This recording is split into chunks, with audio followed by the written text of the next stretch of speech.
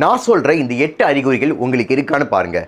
அதிகப்படியான சோர்வு, கொஞ்சம் தூரம் நடந்தாலோ படிக்கட்டு ஏறினாலோ மூச்சு திணறல், வெளிரிய தோல், நாக்கு, கீழிமைகள், முடி உதிர்தல், எளிதில் உடையக்கூடிய நகங்கள், வாயின் ஓரங்களில் வெடிப்பு, தலைவலி மற்றும் தலை சுற்றல், உணவு அல்லாத பொருட்களான சாம்பல், செங்கல், ஐஸ்கட்டி போன்றவற்றை விரும்பி உண்ணும் பழக்கம்.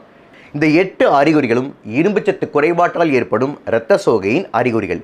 இதை நிராகரிச்சுட்டு அப்படியே விட்டுட்டிங்கன்னா இரத்த சோகை மோசமடையும். அதனால் கரண்டி வடிவ நகங்கள், வழுவழுப்பான எரிச்சல் உணர்வு கொண்ட நாக்கு, முடி கடுமையாக மெலிந்து உதிர்தல், நெஞ்சுவலி, வேகமான இருதய துடிப்பு, ஓய்வின் போதும் மூச்சு திணறல், கால் மற்றும் பாதங்களில் வீக்கம், கடைசியாக இருதயம் செயலிழந்து போகலாம்.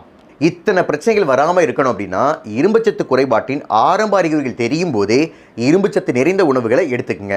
சைவம் சாப்பிட்றவங்களா இருந்தீங்க அப்படின்னா கீரை வகைகள், சோயா உணவுகள், பயிறு மற்றும் பருப்பு வகைகள், நட்ஸ் அண்ட் சீட்ஸ் எடுத்துக்கங்க.